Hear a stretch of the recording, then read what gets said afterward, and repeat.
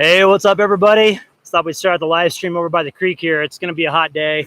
I can tell with the sun that's coming up. It's already getting pretty warm, but still camping over here next to the creek. It's been a godsend to have this here because it's been pretty hot. Just for those who may have questions about the winter camping videos, you know, that's a bunch of old footage that I found. It's old memory sticks. So I'm mixing that with footage that you may have seen previously in some of the previous videos, and that's what I've got going on with that. But it's a lot of good footage, and I probably got enough for like 3 or 4 more videos. So the smoke has returned, and so let's go over here. I want to show you real quick how it's looking. It's pretty hazy out, so you can see it's a little bit sun washed right now with the sun, but it's the smoke. I can smell it. It's moved back into the area. And then here's looking out over this way. And this is the area where I go to cold plunge, right over here. So in this creek area right here, right over there is where I cold plunge. And that's where when we were chilling here last winter, when I keep on mentioning it, but it was just crazy when Baron and Elsa did those cold plunges in that creek, which was wild. So Peter, what's up, man? Cartman, Theo, Eric, that's good. That's a South Park reference. John, all right, cool. Any gun stuff in regards to what? I mean, yeah, I carry guns, but that's not what my channel's about. All right, so in here to check out the topper. I realized I don't really need to redo the topper. All I got to do is replace the screws that have been falling out, because like right here, the screws falling out. Probably redo this line here, and then I want to replace this and add something to it that will really help out with the camp in there. Because the problem that I have in there, is airflow. So if you look at this stuff here, like how the tarp is set up, it looks great and everything. And granted, it really helped for the rain that we had. But when it comes to airflow, it restricts airflow underneath here. And what happens too is you'll get bugs that will just like park it underneath here and camp out, because bugs don't like to be in wind. And so if it's high wind, I mean, it can kind of suck a little bit. But the high wind actually keeps all the mosquitoes and like the flies, black flies and stuff like that away. I'm going to hop in here real quick. Hang on. So the problem about having a tarp like that is it provides really good protection from, like the rain, and also too, like the sun. If you have a tarp that has a good UPV or a sunblock on it, some sort of UV block, then it's really great to camp underneath it. But you're going to get a lot of bugs underneath there. So what I've been using is that up here at these elevations, the Thermacell is a type of it's a company that makes these different devices that emit it's almost like a little fog that comes from these little packets. It's like a little pad that's about this big around. It looks like a Triscuit. I mean, it's like as thick as a Triscuit and about the same size. And you put it over this warming tray that these Thermarest have. And here, I'm going to put up the website for y'all so you can see what this is all about. Whoops, it's really popular in the hunting community. Oh, come on, stupid. Sorry, this stupid browser. Okay, thermacell.com. Here it is. Okay, so this is like the best mosquito. Let's see here, best mosquito thing. The only problem is they don't work at elevation. Like the gas powered ones. So you have to get the battery powered ones if you're going to be above like 8,000 feet, because they never you can start them, but they don't ever stay lit. And so the gas ones are great because, you don't need energy. I mean, you just put the little gas canisters in there, bottom, screw them in, you're good to go. But they only work at lower elevations. So if you're going to come up here to high elevations, get the battery powered ones, and they work great. So I've been using that, and then also a citronella candle. And then when the wind rolls through, it's good. But what I'm experiencing right now is we get these black flies, and what they do is they bite your skin to get you to bleed a little bit and then feed off that blood. So it's really, really unpleasant. So you got to be careful with those. Right now, the mosquitoes it's just not much. Not like it has been in years past. So I don't know really what the reason for that is. So, all right. Anyway, let me get back to comments here. So good afternoon from UK, Rowdy167. Hey, what's up, man? That's cool. You're tuned in from UK. Jill from Washington State. Good morning back at you. Brian, hey, what's up, man? Brian McKenzie, thanks for tuning in. Bigfoot, look up Amazon for a fan called Anclas Bot 2. Yeah, well, I've got a little fan. Let's see here. Where's it at? I don't even know what I did. I was packing everything up this morning. I thought, well, we'll do a live stream real quick, and then I pack up. I've got a little fan, and there's actually one that's like the best Nomad fan that I've ever found. It just broke on me, so I got this little cheap one in the meantime. But what I do is I put it up in my windows right here, and it actually holds right here. There's a lip right here, and there's a little overhang right here, and so the fan actually fits in here perfectly. The base of it does. Then I can adjust it here and swivel it around and stuff. So it's really nice for cross airflow. But I want something that's stronger than that. And I've used also too, like those 12-volt, pretty high-powered oscillating fans that you can get from like truck stop to like truckers use, like, you know, for people with semi trucks and stuff like that. But I've got an idea for something else for this, so I'll unveil that when I redo the top rear. But it's just the minor stuff. I mean, I'm going to keep all the stickers on the inside because I really like the stickers I have. I love my Backcountry Nitro stickers. One of the companies that got totally screwed from backcountry.com, when Backcountry was going around suing everybody with the name Backcountry in their name. And I think the only reason why they didn't sue me was because I didn't file my paperwork right with Colorado for that year. And I think it said on there that like my account was delinquent because I didn't fill out one of the forms. I just forgot to. And so when I was going through, I was like, why haven't those people sued me yet? You know, and I think it's because when you got on there and looked at it, it showed that my company was kind of in limbo, or typically when that happens, when people are in delinquent like that, they're shutting their company down. And so maybe they thought like, well, we won't sue that guy. But this one had to be rebranded to Nitro. Wild Barn Coffee is what it is now. But I feel sorry for the gal that did that, because that's such a cool name, Backcountry Nitro, and I love the logo they have. And this one right here, this is the Dive Pub. This is from Gunnison. This is from Crestone Brewing. Unfortunately, they shut down. Leadville, Outdoor Vitals. Keep America Green again is just kind of a play on words. Over here, got my National Forest stickers. The It's All Yours.us marketing campaign they had a while back, and then Protect Bears Ears. I got some other stickers too. They've just fallen off over the years. But basically what I'm going to do is for this is just redo the top here and make it to where this is a legit connection, because again, this is really ghetto, but I've been using duct tape up here for years just to hold this on. And it works fine. You know, it's like, it's flexible. I'll put that up there. If you get the really good duct tape, it'll last for 4 or 5 months. So it'll last like half the summer, and then I just have to retape it once and I'm good to go. But I think what I want to do is put something different up here, kind of like sand down the interiors. Maybe, I don't know, maybe take the stickers off, maybe not. But I've got some ideas from stuff I want to do, because I've got all that wood that I purchased that's at my ranch. And then also I've got natural wood out there too that I could cut into like rounds. You know, and juniper wood looks really cool when you cut it that way. So I may do that and put some stuff on the interior here. And that juniper would make it smell nice too, because that has a good aroma to it. And it's also anti-rot and good for keeping bugs away. So we'll see. But I've always been meaning to button this thing up and make it better. This is a prototype. Like, I was planning on rocking this for 2 months, and now it's been 4 years. So, or 2 weeks, and now it's been 4 years. Like, this whole thing here, it was just to see if it would work, see if this kind of size would work. And then what I was going to do is I was going to actually make a fiberglass camper out of it. And I just never got around to it. I was like, oh, it's working. I'll just keep jamming. So, all right, let's see here. Let me get back to comments here.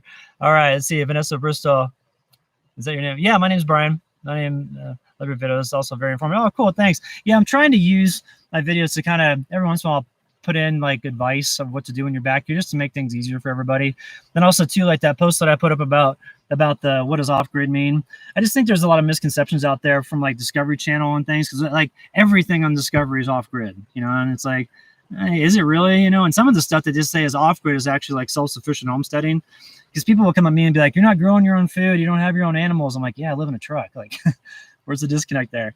You know, and it's like, that's self-sufficient homesteading. That's not what I'm doing. I'm actually just out here rolling around in my truck. And in the wintertime, same thing, I'm just bouncing around, but it just takes a little bit longer to move that tent, because the tent is a big production and you have to move it during good weather. If you move it during bad weather, it just takes a lot longer to set up, and it's just kind of a pain in the butt. But even with that, I mean, I'm still moving around so much, I wouldn't be able to grow my own food or anything. So also too, like the areas in Colorado, a lot of people see me getting firewood and they'll have questions as to why I go get firewood. And most areas are areas that you can't go cut down your own firewood. You can get a permit from the Forest Service, but they only designate specific areas, and usually you don't want to cut or camp in those areas, because everybody's around there cutting the trees and getting stuff like that. But then when you cut them, you know, they still have a lot of sap in them, and so you can't light them on fire. You might be able a little bit. Some of the dead standing trees will season. That's the term for it. When they dry out, they call them seasoned wood. So that'll pose problems if you don't dry it out. And so you can't just come out here and cut down trees and do that. One year I did get a permit for a cord of wood, and I think that if I remember correctly, it was either 10 or $15 up from the Forest Service. And I went and I was like, okay, this season, I think it was like my second winter out camping full time. And I was like, I'm going to do wood. I'm going to chop my own wood the entire time. And halfway through the winter, my arms about fell off, because what happens is you get real bad tennis elbow and what's the other one called? There's tennis elbow and golfer's elbow. One of the both, but they're on both sides of your forearm here, to where you can't even grip anything, because it hurts so bad because your tendons are so waxed. And so I don't know how, like, those people in the olden days when they lived out here full time in the mountains in the winter, those people were badasses, because that was the most tiring thing I've ever done. I would cut down a tree, buy it with an axe, haul it over to camp, cut it up. And then I just did that all day long every day for like 2 months. And I was like, I'm not doing this anymore. And then I went and got firewood. And the firewood that you get in town is much better than what you can get out in the forest here, because out here we just have pine and aspen, and you burn through those pretty quick.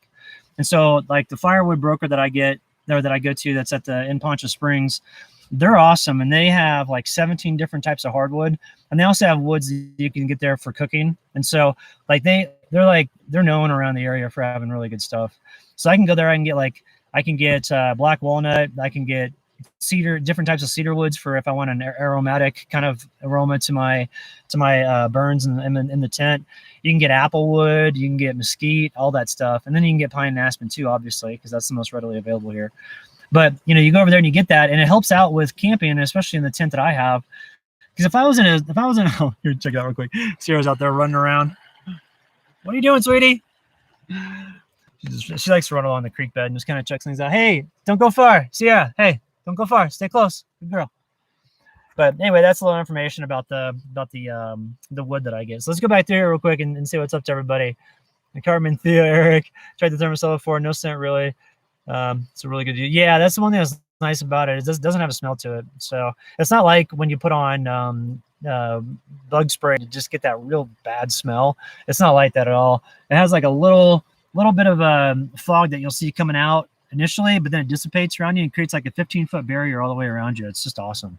So, hello, Carolyn. Hey, what's up from Texas? I hope y'all are doing well on there. Robert from North Carolina. Sheila, hello. I hope you're having a good morning. Grandma, good morning back at you. Let's see what else have we got here. All right.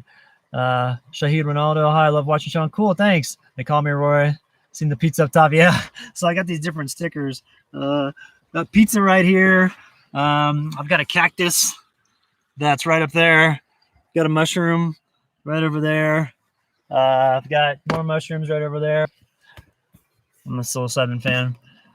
All right, let's see what else. What else have we got real quick? I think I'm about caught up. Simon, hello from Reading in the UK. Oh, cool.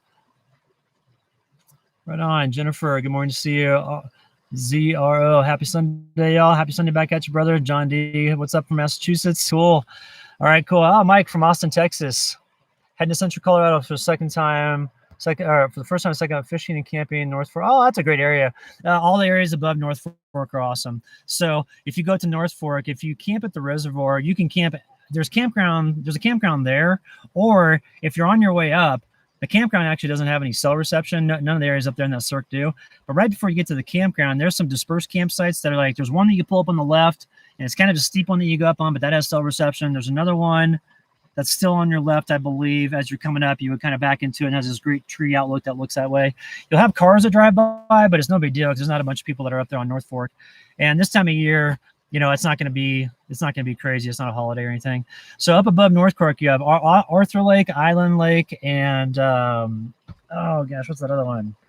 There's another lake. I can't remember the third lake. Let me pull it up. But you can drive up to the top lake if you want to, and it's not a gnarly 4x4 at all. So hang on, North Fork Reservoir, Colorado.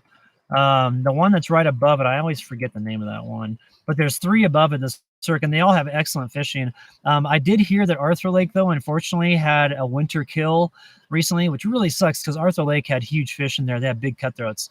Island Lake, which is the center one above there, that's a beautiful lake. That's one of the most photographed lakes up there. And then Billings Lake, that's the one I was thinking of. Billings you can drive to, and Billings has fish too.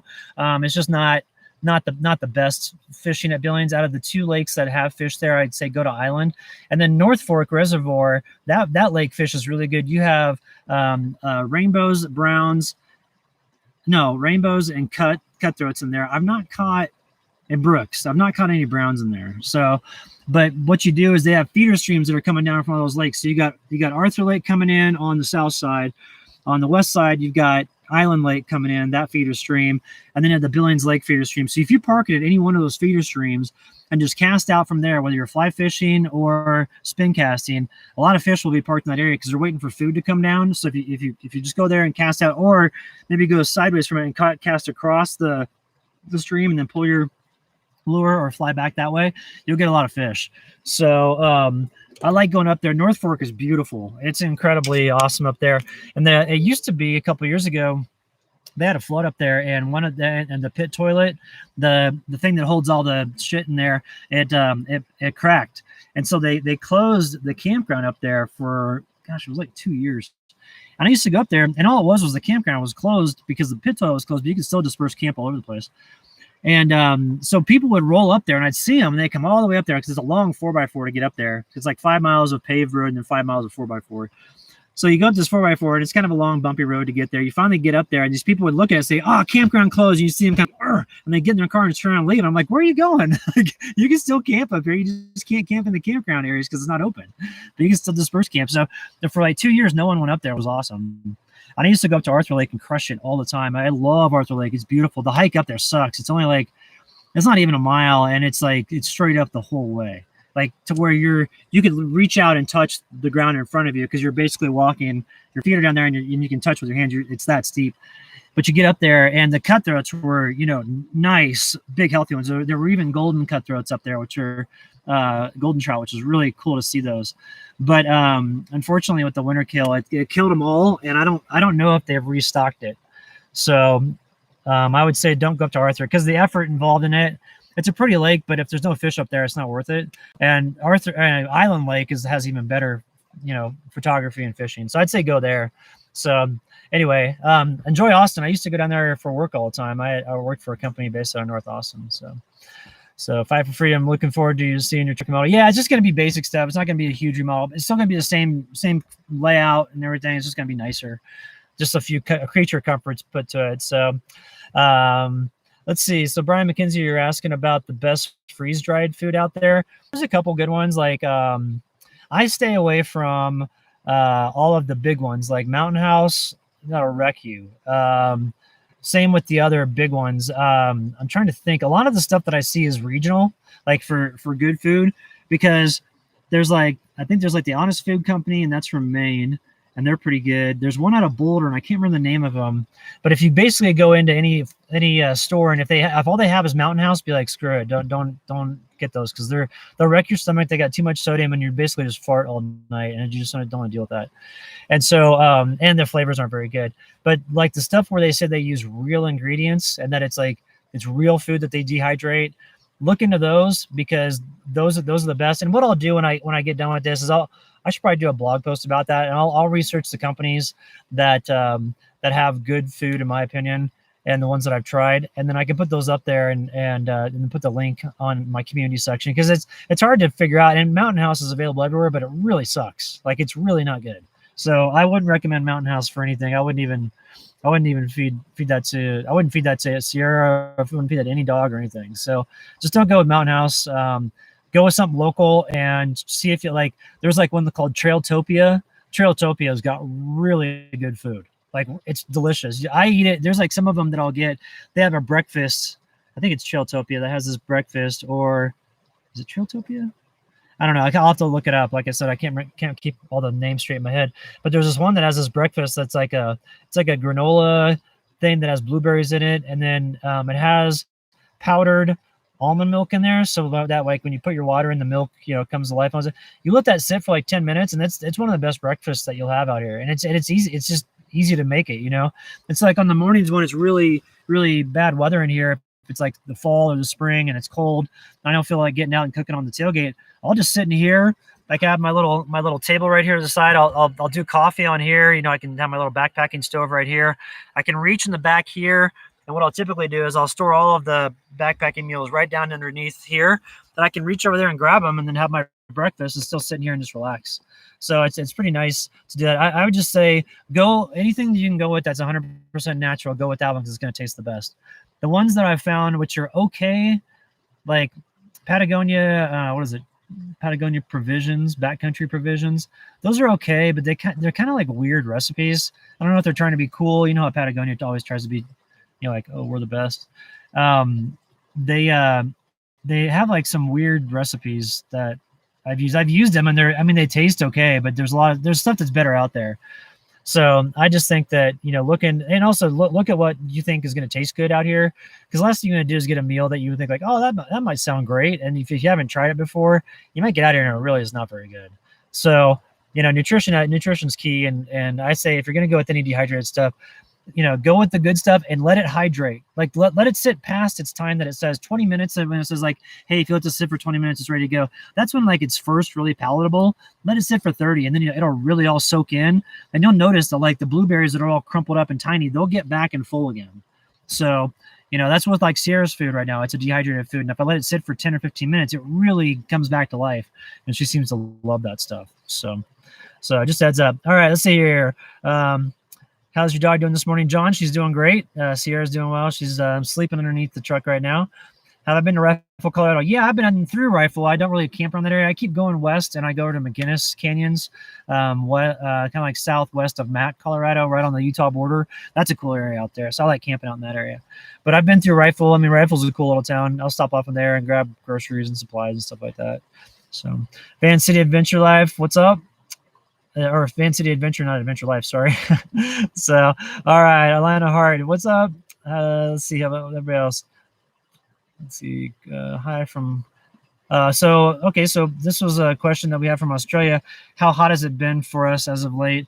Here in Colorado, it's actually been pretty nice because the rain's been coming through, and so it hasn't rained a whole lot at camp. It's just been more like really windy, and the rains will come through and hit areas in the south of the valley here.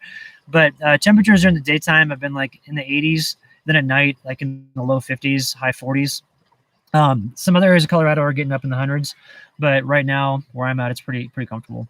So just been laying low, and it's been nice with the cloud cover and everything because it keeps it nice and cool. So I'm probably going to go to a little bit higher elevations today, but we'll see. So, all right, let's see what else we got. Let's see. So Judy, you were asking how am I feeling? I'm feeling better. It's nice to get that growth out of my intestine because I didn't realize how much that hurt. I hurt all the time, like really bad. And now that it's gone, it feels nice. It's just taking a long time for things to return back to normal. I just don't sleep at all. And like at night, it seems as when my stomach bothers me the most still. So I've gone pretty much full vegetarian, and that's helping for the meantime, and hopefully that'll just get everything back on track. Then I need to run to town today. One of the reasons I'm going into town is I got to pick up more probiotics, and so it's good that I'm not tired all the time from the pain, but I'm just tired from not sleeping. But I wasn't sleeping before anyway, so at least I don't have the pain now. So I think it's just taking a while for my body to kind of reset.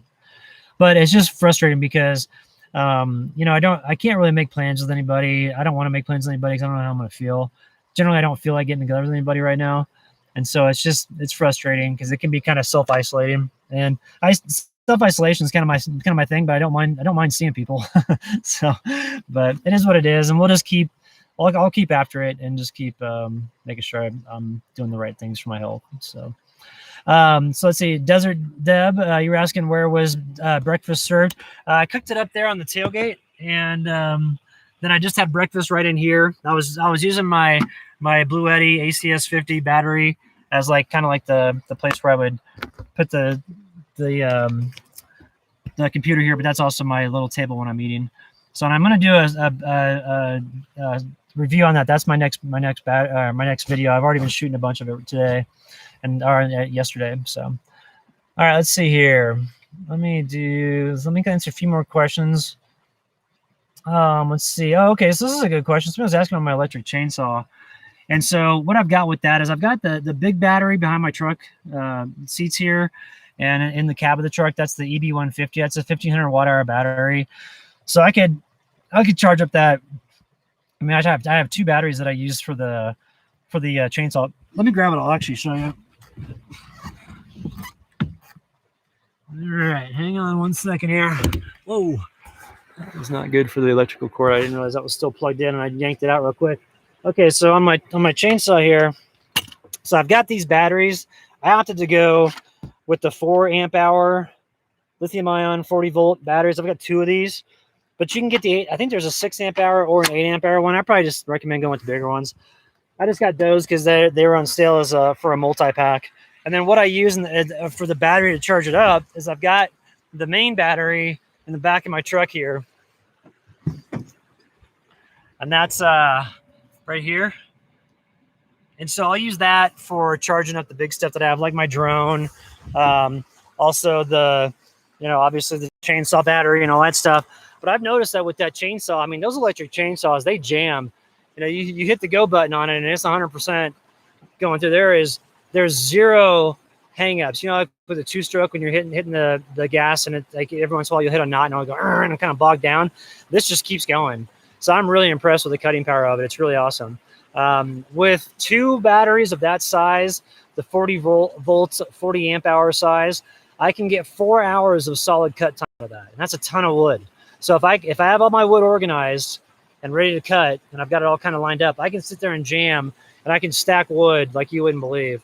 And the nice thing about it is there's 2 nice things. Number one, it's not loud, so you're not having to use earplugs or worrying about any sort of potential hearing loss. And number 2, you don't smell like a 2-stroke engine when you're done. So I really like those. I will always use, if I have a choice and have enough access to electrical power to recharge those things, I'll always use the battery-powered saws because they're just far superior. And I don't know, they're kind of easier to work with, and you don't have as much like chance of oil or gas dripping out of them, because that was the problem with my other saw when I had that the 2-stroke one, is that I would store it up on top of the truck topper and I'd hold it down with bungee cords when I drive, but I'd have it straight up, it wasn't to the side or anything. But you still get a ton of leakage when it comes to the bar chain oil that comes out of there, and then that bar chain oil would mix with some of the 2-stroke gas that would fall out. And I was constantly cleaning that side of my truck. Every time I go into town, I have to wash it down, take a towel out, really get it all off of there, and then wax it a bunch to make sure that gas and oil combo wasn't corroding the exterior of my topper. And it didn't do that. I mean, I had carried a gas one for 2 years, but after a while, I was like, I'm not carrying this thing anymore. And I just started carrying a handsaw, like an actual, hand-driven handsaw, and then a couple of different styles of axes, and just was like, I'll call it good with that, because I was so tired of dealing with the gas and oil mixture. Now I still get a little bit of oil coming from the bar chain on this, but it's minimal compared to what I had before. It'll be like a couple drops, that will come off of it if I'm driving, 2 or 3 days, haven't used it. I'll look up there. There might be a drop or 2 that's up there, and that's it. And so, I just think that, I don't know, they seem to just perform better in all aspects. So the only drawback is if you're just cutting for days and days on end and have no solar, then how are you going to charge those back up? So that's where a 2-stroke would come in handy. So anyway, I use the 4 amp hour 40 volt batteries for that chainsaw, and it works great. So all right, let's see, Nathan, you're asking, am I car camping? Yeah, I'm truck camping right now. Here's my truck topper. This is what I sleep in. And so this is a slide out extension that I have right here. It's a 2-foot slide out extension. So you'll see like on the side here how much extra room it gives me. So that basically takes a 5-foot bed and extends it to a 7-foot bed so that I can sleep comfortably. And then here's like my sleeping area that I have in here. So pretty comfortable. It's, I'm not standing up and doing cartwheels in here or anything like that, but it's comfortable. All right. Let's see. What else have we got here? Where's Sierra? She's underneath the bed sleeping right now. I was trying to get her up here, but she wouldn't do it. So anyway, very cool to sleep in the forest. Yeah, congratulations. Yeah, I love sleeping out here. It's great. Hello from Somerville, South Carolina. Cool. I've not been to South Carolina. I've been to Georgia. So South Carolina above it? Yeah, I think that's South Carolina's above it. Actually, we're on a lake that was half of it was in Georgia and half of it was to the state to the north, which is pretty awesome. That was when I was in high school. Let's see, this week, a little update on my schedule. So Barron's waiting for the guy that's drilling the well at their ranch to come over and give him a date. And the guy told him sometime first part of this week. And so Barron's like, okay, that's kind of vague. Like, going to go fishing with a buddy of mine. Can you tell me when? And the guy hasn't told him yet. So we're probably going to go later in the week. I may go up tomorrow and just go fish some areas that I want to go check out. I've got a couple of new places that I've spotted on maps that seem to be pretty remote, and I haven't got any fishing reports on it. So that means one of two things. One, there's no fish there, or two, it's really good fishing and no one talks about it. So I'm going to go up there and see if I can't find those lakes once I get done with my errands in town today, if I get them done in time. I also need to get the Blue Eddy video posted up, the AC50S battery, the one I'm using right now. So, so I may go camping with fishing with Baron. We'll probably go later in the week. So, all right, let's see here. What else do we got? Let's see. So, Joe, any reason you don't come out east? Well, just basically because there's so much to see out west. It's like I get going and it's like I don't want to stop. Also, too, I don't want to travel across the Midwest to reach the east. That's a huge area to kind of traverse. I do like Missouri. Like southern Missouri is insane. Northern Arkansas, those places are incredible. And I think one of these days when I'm kind of like done with the West, I'll probably travel a little bit more east. One thing about out east that I want to see is I want to see all the colors changing in the fall, like the leaves up in the Northwest or Northeast, and also too like in the Smoky Mountains, the Appalachian Mountains and stuff like that. And you know, my brother lives in South Tennessee, and so I'd love to go there and hang with him. I also have a cousin that lives out there in Tennessee and Nashville area. And so I like the South and I like the East a lot. It's just that out here in the West, it's so hard to break away from it. You start to get going out here and you're like, damn, like around every corner, there's something new. And then it's not regulated, which is real nice. So that's the one thing, you know, out here that has a huge benefit over the East is the fact that there's not as many people and there's a lot more public land just due to the fact of the way the Homesteading Act worked. And so like when people were homesteading back in the day and the Homesteading Act was going on, I think it was in the 1860s or whatever, you couldn't homestead a canyon, like canyon walls or like crazy mountains. You know, you couldn't work the land, so that land just stayed unclaimed, and then that naturally got put into public lands into conservation. And so, you know, out here, just by default, there's just more areas. And so when you're in a truck like mine that wants to get to really hard to reach places that no one goes and stuff like that, up here, the mining history is what allows me to do that, because the mining history is what cut all those roads into those areas. And that's why 4x4 trails tend to be pretty gnarly, is because, you know, it was done by mining way back in the day. And so with the truck that I've got it decked out here, it's like I can get lost on trails for days on end and not see many people. I still know where to go, where you just don't see a whole lot of people, you know. And that's kind of a whole purpose here. But the one thing that we lack big time out here is the history that the East Coast has. And I love history so much. And that's why I've always thought about going out there, is to check out all the amazing history. And, you know, like the area where my brother lives in Franklin, Tennessee, you know, the market, the town square in there is on the National Historic Preserve. And it's from 1715. I'm like, that's cool. You know, cause out here, we don't really have anything until like 1880, 1890. And so to have stuff 150 years prior to that is pretty interesting. And, you know, I know 150 years isn't that much, especially if you have like a European perspective, because, you know, they've got thousands of years over there. But it's cool to see that. And I also too, I like experiencing different areas. I'd love to check out some of the eastern coastal communities and coastal towns. So there's lots of travel that I still want to do. And so that's where I think like later in life, when I switch out of something like this and get into more comfortable setup that might not be as capable for backcountry exploration, that's probably when I'll do like national parks, you know, and different things like that. And then also cruise over to the east, to where if I have to camp in a campground, then I can have a more comfortable rig and I don't need to have something like this to access those hard to reach areas.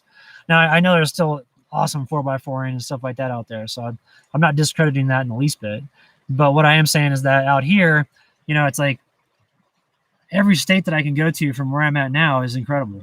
And there's like endless public lands. So I don't have to plan as much, you know. That's one thing that's nice about being out west, is I can kind of just roll into an area that I know has BLM or Forest Service land. As long as not every site's taken, like I'm good. I can just find a spot. So there's lots of times where I'll push it well into the night after dark, and I'll say like, oh, I'll know that one area has some spots generally available. I'll just go there. Whereas if I'm in an area where it requires, you know, like a reservation for camping, it requires a little bit more pre-planning and something I'm not necessarily all that good at. So, but anyway, that's why. It's just, there's nothing against the East at all. I think that'd be so much fun stuff to do out there, and the cities and everything would be cool to check out because I haven't really spent much time out East. But it's just out here, I'm addicted to these wide open spaces where there's no one around. So, all right, let's see here. All right, let's see what have we got. I kind of went off for a while there, so I don't know how much stuff I lost here. Let's see. Baby Yoda. Oh, what's up, Kenny? How you doing, man? Upper Gym. What is my favorite Nevada location? I haven't spent much time in Nevada, to be honest with you. I'll have to think about that to get back to you. So, the Upper Peninsula of Michigan. I've heard the fishing up there and everything is insane. I'd love to go up for Upper Peninsula of Michigan. That's just so cool. So, all right, let's see here. What else have we got? Looks like I'm kind of getting popped up. Oh, this is a good question. So Jared was asking, what do I think of four-wheel truck campers with the pop top? I think those are awesome. They're nice because they're flexible, the frame on the interior, so like they're not going to get beat up as bad as some of the other pop tops. The only thing is the price on all those right now, and they've always been that way. They're just ridiculous. So I mean, I know that there's a lot of engineering and product development and stuff like that goes into it. So I'm not knocking the companies, but it's just that anything that has to do with overlanding right now, or kind of anything in general, really. But I've seen it in overlanding since it got popular. Is that it's just the markup on it's insane. Like for example, like the AT Overland Topper that I was like this close to pulling the trigger on, and then I saw that they had a $2,000 base price increase on their base. I'm like, I know that's due to demand and people are buying it like crazy, but I'm not going to pay that. Like, I just don't think it's worth it to pay, 11 grand for a base for a topper, and then have the add-ons that I wanted. I'm like, it's like 20 grand. I'm like, for a topper camper. I'm like, no, I'll just do something else. So that's where like something like this for $300, to make that and customize it to what you want and then be able to jam. I don't know. To me, it seems like a good solution. I know that people look at it and go, gosh, that just doesn't make any sense. You've been on the road for so long. Why don't you get something that's more comfortable? I don't know. It's comfy for me. And I think that when I don't, like I've been around rigs that are comfy and we just spend all day inside just kind of hanging out and shooting the breeze, which is awesome. And there's nothing wrong with that. But I'm not doing this to sit inside all day. I want to see this stuff, That's another reason why I canceled all of my social media accounts other than YouTube. Was like, I don't want to sit at camp and just stare at a computer screen all day when I'm literally in the best environment on the planet. And, shame on me for not taking advantage of that. And so if I have a topper like this to where I'm not going to be sitting inside all day long, it forces me to go outside and run around. And then like Sierra's out there jumping around. I'm like, let's go for a walk. And for me, it lends more to an active lifestyle. But for some people, they would argue they need more comfort to be able to have their bodies feel good for active lifestyle. And I totally understand that point too. So I think it just depends. But the four-wheel campers are great. I see a lot of them. They made some specific campers specifically for the Bronco and the International Scout and the K5 Blazer back in the 70s. So I think that's pretty awesome. It'd be cool to get one of those old ones and match it up with one of those old four-wheel campers because they're designed specifically just for those trucks. And I don't know if y'all have seen how those work, but they have a pass-through in them. So, if you wanted to get a really cool old vintage rig, you get like an old International Scout or an old Bronco, like a 70s Bronco or an old 70s K5 Blazer, and drop those in there. And they mirror the way that the back of it pops off, like the K5 and the Bronco and the Scout. They all have these backs that pop off to where you have just a roll bar back there. Well, I don't even think you have a roll bar back there. I think that's only the Scout. But the four-wheel camper plops all the way in there, and you have a couch on both sides to where you have a table that can go down, and then it folds down and creates this huge area. And then you have a cooking area in the back. And I don't know if that's a toilet back there. Excuse me. I don't think it's a toilet. There's just some storage back there, or maybe it's a fridge. But then in the front area, if you're looking towards the cab, there's an area where it's all cut out. So like you literally have a pass through. You don't have to get out of it to open it up. If you go in and redo the clamps down to convert them to the inside, you can clamp that down from the inside and button it up and roll out of there without ever having to leave the back of your vehicle. So for women, that's like a good safety feature, because I don't know. I mean, like being a guy out here is pretty easy. And I don't know. I think if you're a woman out here, there's a lot more stuff you have to think about with safety because guys are creeps. Some guys can just be weirdos. And so, if you're out and about and you're camping and you see a female camper and you see some dude harassing them or bugging them, like go over and say what's up and be cool and get that dude out of there because that's just not cool for people to do that. And so I can see how that would be a hassle, and possibly a safety concern for women. So, but I like those four-wheel campers. I think they're great. All right. Let's see. Let's see here. Jim Reaper's correct. We live in UP. Yeah, I've heard it's awesome up there. It's on their Instagram page. Oh, that's cool, Jared. The to talk about the 4-wheel camper that has the Bronco and stuff like that. I just think that's really cool because like you can pick up those old Broncos and old. I saw an old K5 that was like in perfect shape. It was really well taken care of. It was everything was stock in it, but it was really nice. It was a 19. Gosh, was it a 74 or 84? I can't remember. I think it was an 84 because it looked a little bit newer body style.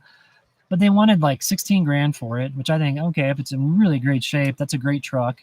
And it was really nice. And it was like kind of like that off-white color, no rust or anything.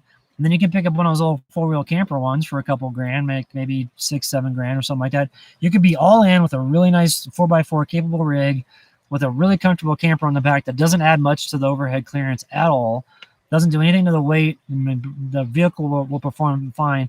And you compare that with like, I don't know, some of these expedition vehicles you see that are upwards of $200,000. And it's like, all right, I mean, I don't know. If I have one of those expedition vehicles, I would think that somebody who's looking to break into rigs, they're going to look at the $200,000 one and go, man, there's a lot more stuff in there as opposed to that old 80s style Bronco with a pop-top camper on the back that looks all old school. Like, that's my mindset when I'm out here, you know?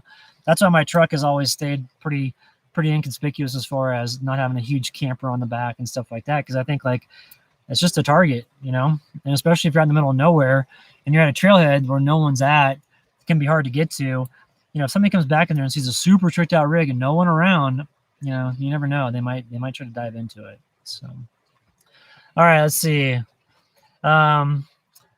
This is a good one up here. It's talking about Pacific Northwest. I was actually planning to go there last year. I had a deal set up in Colorado to where I was going to volunteer at the Emerson Ranch, one of the oldest homesteads in Colorado. I was going to volunteer there on the Orient Land Trust land conservation for a month, and then leave there and go to Pacific Northwest for the entire summer and fall. And then I was going to start winter camping up there because I was going to order that, you know, that backpacking tent with the wood stove. But then COVID hit, and then I got sick. Like my health issues really started to ramp up, so I didn't go to the Pacific Northwest. And so now with like things still kind of uncertain, you know, with the future. I mean, I'm talking more shutdowns, which I think is crazy. So with that in place, I want to stick around areas that I know. So that way, if shutdowns do happen, like I'm not going to get off the road. Like I'm out here by myself. I'm in the middle of nowhere. I take good care of myself. I've always tried to eat well, and exercise and all those things. So I'm not worried about COVID. I mean, I'm not a denier or anything like that. I mean, I know it exists, but I think that a lot of the fears have been overstated, especially for people that are healthy. And, you know, one of the things they say is that one of the best things for it is to be out in the sun. Well, I'm in the sun all day long, you know, and I'm not around people. Like this week, I went into town. Since last Saturday, I've been in town once, and that was to get a limited amount of groceries and then pick up a few items, and that was it. And then I'm back here out here, and I haven't seen anybody. There's been no one at camp. And so I don't see the need for me to get off the road, like, and like, you know, shelter in place or anything like that, if it does come back to that. But you know, I still want to stick around areas that I know. And so if shutdowns happen again, then I can just go to the areas where I know nobody hangs out in, and I can just stay there. So, but let's see here. That was a good question. I do want to go to Pacific Northwest though. Definitely want to go up there. But do I take any supplements? Yeah, I take. Let's see, what is it I've got up there? I've got a daily multivitamin that was sent to me. It was one of the sponsors that I had, and I just kept taking it. And then I've got a probiotic that I take, a really good one. It's the BioK Plus. You can pick that up at like Whole Foods or Natural Grocers or like Sprouts. You know, they'll have it. It's in the refrigerated section. That's the best stuff. Gosh, that stuff is so good. You immediately feel a difference.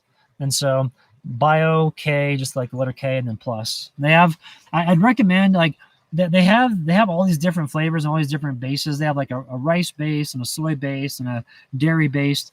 For whatever reason, the dairy based ones, they clump all up really bad. And so they taste good because it's a strawberry, but it kind of tastes more like kind of like curdled milk. It's not curdled milk, but it has the consistency of like clumpiness, which is weird. So I get the rice one that's blueberry, and that one's delicious. So just heads up. Let's see. Oh, this is a good question. So Jason was asking about truck house life. And yeah, actually, Timmy's coming down here. I think he's leaving in like 20 days. He's leaving Alaska, and he's going to start coming down to Colorado. And so we're getting together. We're going to hang out. I mean, like, I think he's got a few different meetups that he's doing. I'm doing some of them, but not all of them. Like, I'm going to go to the Descend on Bend meetup with him over in Bend, Oregon this year, which is going to be pretty fun. And then we're going to come back here in Colorado. I think he's having a meetup somewhere either here or over in Moab. No, I think it's in Moab, I think. And then we're going to come here to Colorado and roll around, do some stuff from the San Juans. Phil from Down to Mob, I was talking to him, and he's trying to put together like a kind of like a box in the back of his tailgate that he can mount his rooftop tent to, and then just come on out too to hang with us. And so, and then of course Baron and Elsa are here too, and I want to hang with them and do a bunch of fishing and everything. So we're going to be doing a bunch of fun stuff here over the next month or two before I head back to Arizona. And then, but I'm really excited to hang out with Tim. I want to do something where his truck is parked next to mine. And like, he's sitting here like, how the hell do you live here? And I'm in his like all stretched out, like, oh, it's so nice being in a comfortable truck. So, because our setups are so different. But I want to check out his. His truck is really awesome. So, but yeah, I'm excited to hang with Tim, and then also with Phil. We're all three of us are going to kick it. So we're excited to do that. So, all right, let's see what else we got. Hey man, I missed a lot. Oh, hey Kyle, what's up, brother? Sorry to hear that you've had health issues. Hopefully nothing too bad. I've been having health issues too, but getting better here finally. So it's been a long road. The past year has been probably the hardest year of my life, I would think, as far as health is concerned. And I never really wanted to go into it as to why I was feeling like crap all the time. Because I knew that a bunch of other people, especially with COVID and all the shutdowns and people's businesses getting destroyed, and just the complete lack of common sense with any of this stuff when it comes to our elected leaders being completely detrimental to everything in this country, it seems, at the moment. I was like, well, I don't want to add to that by compounding people's worries with my health issues. So I just didn't talk about it. But, people could see, like, when I got down to 120 pounds and I was so rail thin, they were like, dude, what is going on with you? Are you dying? I'm like, I don't know. I don't know if I was or not. I kind of felt like I was. And so it's nice to finally feel like I'm making a little bit of a comeback, because, man, that was bad. But, okay, this is a good question. So you were asking about what YouTubers I follow. So let me pull up my my channel right now. I've been following some new ones as of late, and there's a bunch of really great new channels that are coming on. Let me see here. Okay, so let me just go down. I'm just going to go through the list real quick. The ones that I've been watching a lot lately are Breaking Points. I like Modern Martial Artist. That does an excellent job explaining fight breakdowns. I like old boxing clips, and so I like watching like I call them the four kings of boxing: Sugar Ray Leonard, Marvelous Marvin Hagler, Tommy the Hitman Hearns, and oh god, who was the fourth one? Roberto Duran. And so those are kind of like the four that I love following a lot. I like to follow really old George Foreman too, like when he was young and just a beast and just annihilated everybody. And then it's interesting to hear the strategies, the fighting techniques of like Muhammad Ali throughout the years. So those are good ones. Obviously JRE clips. I love JRE clips. Yeah, Sonny Liston and Peter. Sonny Liston is incredible. So many great stories on Sonny Liston and how he was so misunderstood. What a great boxer. Simply Living with Hannah and Anil. They're a great channel. It's a smaller channel. They're getting going, but I really like their stuff. I love following Tom Segura. I think that dude is hilarious. So that's a good channel. I like Russell Brand. Pretty interesting. He's kind of out there a little bit. Lex Clips is really good. This is from Lex Freeman. I do ESPN college football. And then the survival ones that I follow, I like The Outsider. Let's see, up north of 40 or up north of 60. Let's see here. What are the other ones? I've got a bunch of them here. They're down towards the bottom because I've been subscribed to them for so long. Obviously, Baron and Elsa. Really Big Monkey 1. That was the first guy I ever followed on YouTube. Really Big Monkey 1. This guy's awesome. So he does so many great Great DIY stuff. Let's see here. If you want to follow a photographer that does really great job with like imagery, and she's kind of known for her Instagram channel, but she's starting to do a really good job with her YouTube. It's Christian Schaefer, and she's a professional photographer, does really awesome stuff. And she travels sometimes with a friend of hers. His name's Nate. He's a professional photographer too. And just their use of imagery on stuff and storytelling is really awesome. So check out Christian Schaefer. I follow Sarah Wanderhussey Adventures. That's a really great channel. My buddy Jason with Happy Trails. I need to do that video actually. He's got a really great 4x4 ambulance conversion. And so when he comes out, we'll get together and I want to work with him on his video stuff and get his YouTube channel cranking. I got some ideas for his stuff. Let's see who else. I also like Historic Travels. Sam does a good job talking about it's not a nautical like sea disasters and stuff like that. There's a new gal who's living in a Prius. Her name is Nikki Delventhal. Right? She's got a cool channel. She's really energetic. Does a great job filming, so that's good. My Self-Reliance is like the standard of all awesomeness on here. He does an incredible job. Let's see here. Well, Slim Potato Head's a good one. I think he's pretty funny. Let's see. What else have we got? I've got so many. I mean, obviously Foresty Forest. And then Alexis Outdoors. Let's see what else. Lost in Europe is a good one. It's okay. Oh, Ovens Rocky Mountain. Is that Rocky Mountain Bushcraft? I can't remember what it is. Ovens Rocky Mountain. Yeah, Ovens Rocky Mountain Bushcraft. This guy's awesome. Gotta check him out.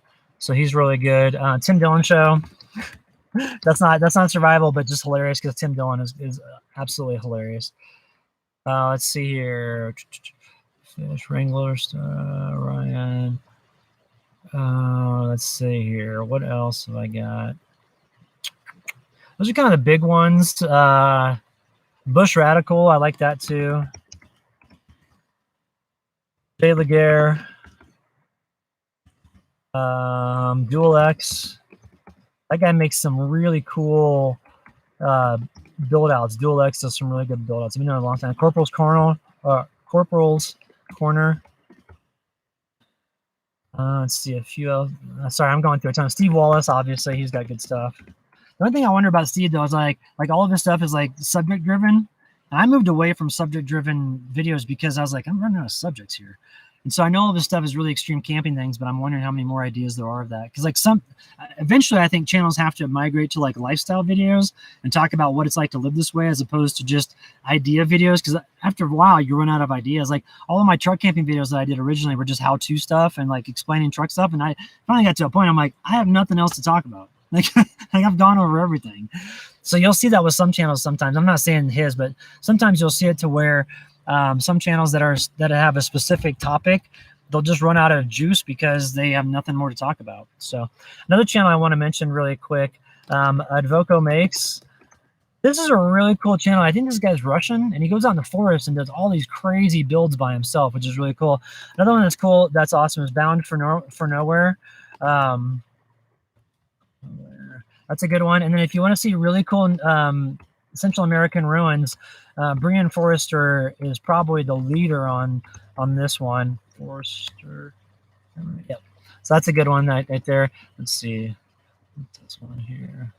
I was checking out a new channel called North Woodsman 1, which is pretty cool. Oh, I spelled that wrong. Sorry, North Woodsman.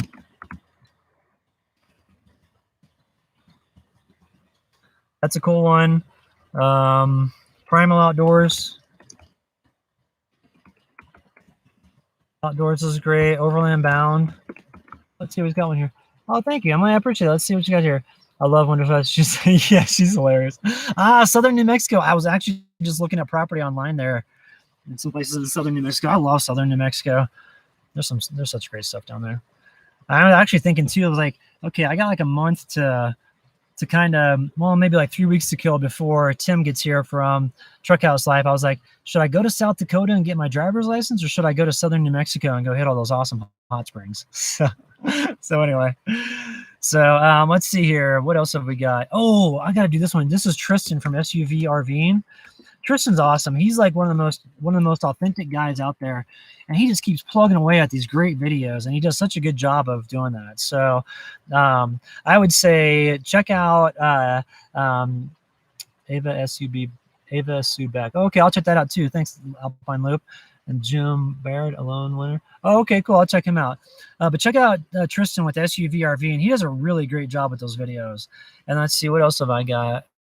Oh, and then this is a cool one. Let me see if Tyler's still posting.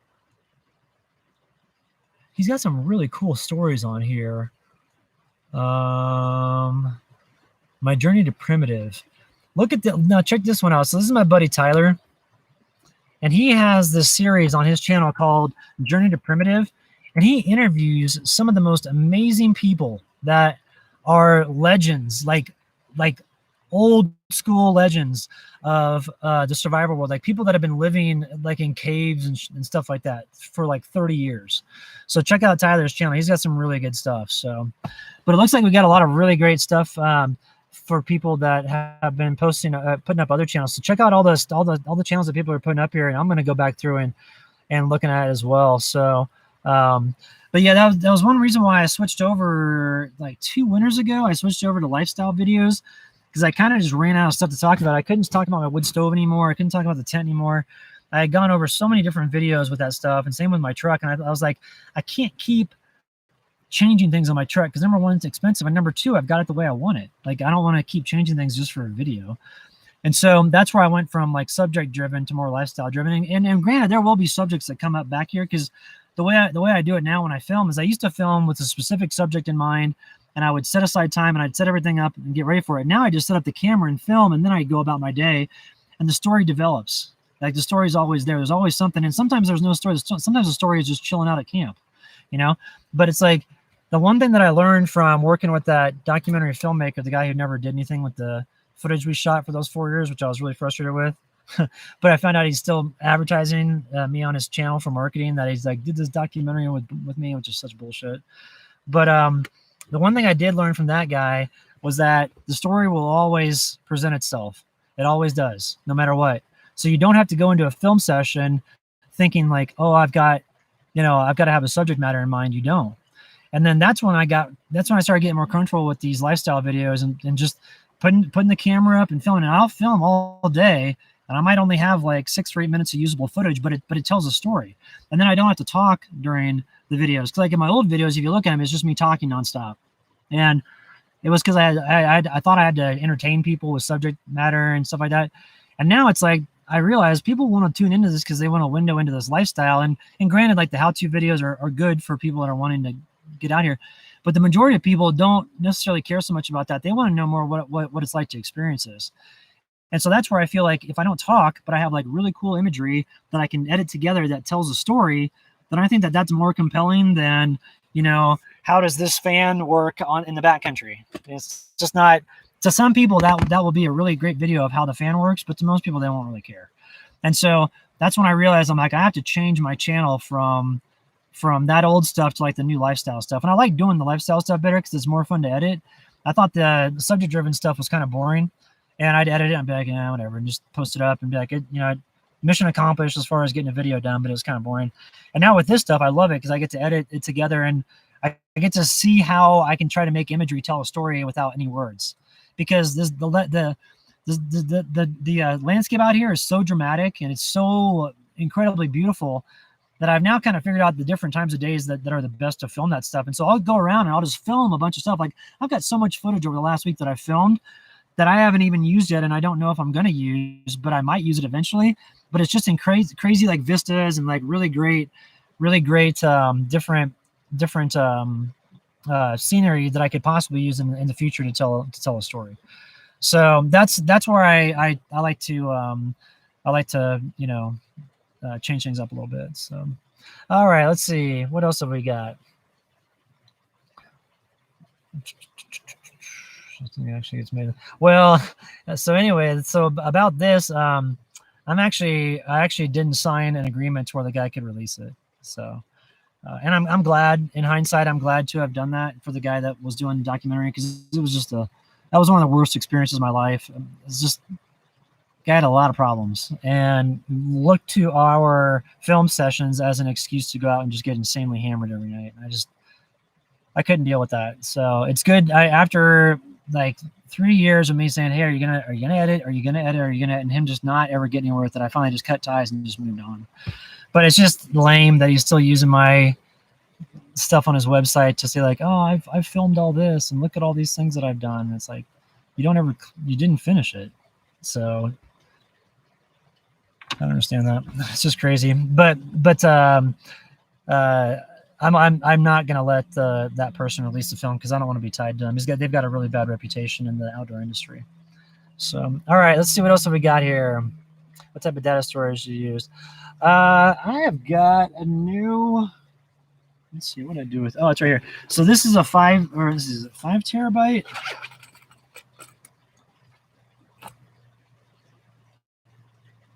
Oh, it's a 2 terabyte. So I've got a 2 terabyte. Let's see, is this 2 terabyte? Yeah, it's a WD like Easy Store, like these external hard drives, and so that's what I put a lot of my video footage on now, and I connect it with like the connector like this into here, and then it just goes into my computer. And I like this a lot, because what I can do is I can put all my video files on there, not bog down my computer with the with having all that memory taken up, and then I can edit with files from here that I pull into my editing software on my computer. And so I use that for external hard drive. Then my hard drive on my computer is 500 gigs. It's not the biggest, but it's definitely enough to push everything. And excuse me, and going forward, I just plan on putting all my footage on external hard drives like that, and then just keeping all the footage. And then eventually, maybe a long time and way down the line in the future, I can release a little bit of a documentary about my life, and it'd be one that I would just edit myself. So, all right, let's see what else have we got. Let's see what type of data storage. When do you plan on? Okay, hey, so Carol was asking about this. So when am I planning on redoing this? I don't know. It's still working fine. It's just a few things. There's a few glitches on it. I'll probably wait until I get back to Arizona in the fall. So I've got all that really awesome wood that I bought and all that reclaimed wood, and I could use that to kind of fill in the gaps here and redo some stuff. So I'll probably wait another couple months to redo this. I'll probably just keep jamming out here and go fishing all this week and just kind of hang out and have fun. And then, once I get back to Arizona, redo this. And because I've got all the supplies out there, there's no reason to really do it out here. And plus, too, I don't like doing construction projects in the backcountry. Not that I ever leave any materials behind, but I just feel like if people drive by, they're like, what is that person doing back here? So I'd rather just do it on my land when I get back to Arizona. So, but I'll definitely document all of it and put it on here and make sure that everybody understands what all the changes that I've made. Let's see here. So Joseph Burns asking about extravagant meals. Yeah, definitely. We're talking about doing that this week, me and Baron, with some fish that we catch. So we'll see what we've got. But for winter, most definitely, because with the cast iron and with this new eating style that I have, I've got a bunch of new recipes that I've been working with. So definitely want to do some of that and show some more, like 3-course meals or something like that when I'm in the winter camping stuff. Someone was asking too if it's snowing over here. Jenny, you were asking about that. No, there's snow up top on the big peaks. The footage that I've been releasing over the past week is just old video files that I've had, and so I found some old memory sticks that had winter footage on there. So I went ahead and edited that up, and I've got enough footage in there for like 3 or 4 more videos. I thought I only had 3 or 4 total. I've already kicked out 3, and I've got a ton more footage. So I'll probably have some more of those videos coming up, and I may do one that's just all cooking on cast iron for the winter camping stuff, because I've got lots of cooking stuff on there. So, all right, let's see here. Oh, it's Kenny with the disco ball in the tent. Yeah, I'll definitely be doing that, brother. Don't you worry. Oh yeah, so this is cool. Alan, you're asking about the TJ Dillashaw Sandhagen fight last night, and I did see that. That was crazy. I thought Dillashaw was gonna have some medical stoppage because that huge cut that he had on his eye. That guy's tough, man. He just kept going. I can't help but think that all those fighters are gonna have some form of CTE though in the future, and it's gonna be sad to see those guys age because they take on so much damage, you know. But it's nice back here. I've got the ESPN Plus package, and then with my mobile Wi-Fi with the unlimited mobile hotspot, you know, I can definitely stream that, and I love seeing a lot of UFC stuff. So definitely did that last night and streamed that from camp, and then went to bed pretty early, which was cool. Oh, Matt's off-road recovery, Deb. That's a good one to mention. So I want to put that up there too. Matt's off-road recovery. This is awesome. It's all about people that get themselves in some pretty gnarly places back there, and then this guy goes and gets them out of there. So it's pretty good. So all right, let's see. So Jenny, you're asking again what kind of dog food do I get Sierra? It's an all natural. It's actually real food. It's called the Honest Company or Honest Food Company. I can't remember. So it comes in this big bag and it's all dehydrated. And what they do is they take all this food. It's like kale and beef and cranberries and nuts and all these different things. And I grind it all up, and then it comes just in a powder form, and then I rehydrate it. And when I do, like the little cranberries and all that stuff all come back into shape, which is pretty awesome. So Sierra really likes that. It's really expensive. It's about $100 for 3 weeks worth of food, but it's worth it. She feels great, and I think that it's all good. So let's see. I took the Alpine Loop. Oh, Mike, I liked it a lot. Yeah, the mudslides. I've heard about the mudslides. We had a bunch of mudslides here on one of the passes, and then there were mudslides. Gosh, there were mudslides up in Fort Collins. I don't know if you guys saw in the Poudre River Canyon, but some people had their homes swept away, which is just crazy. So too bad. Yeah, it's may want to wait a little bit for hitting some of those high altitude passes because the mudslides are pretty bad. So, all right, everybody, I'm gonna get rolling here. I'm gonna pack up and head out. I'm going to film the rest of this video real quick for the AC50 battery and then roll. But I just want to say what's up to everybody. And then let's see, I'll probably have the AC50 battery up, video review up tomorrow. And then I'll be out of pocket until probably next Friday. So just want to say thanks to everybody for tuning in. Thanks for all the support. Thanks to everybody from Patreon that supports as well. For those that are interested in joining there, it's all different content than what we have here. And then you get early bird access and ad-free videos on there. You don't have to watch the ads like you do here on YouTube. So, all right. Thanks, everybody. Have a good day. I'll catch up with you soon.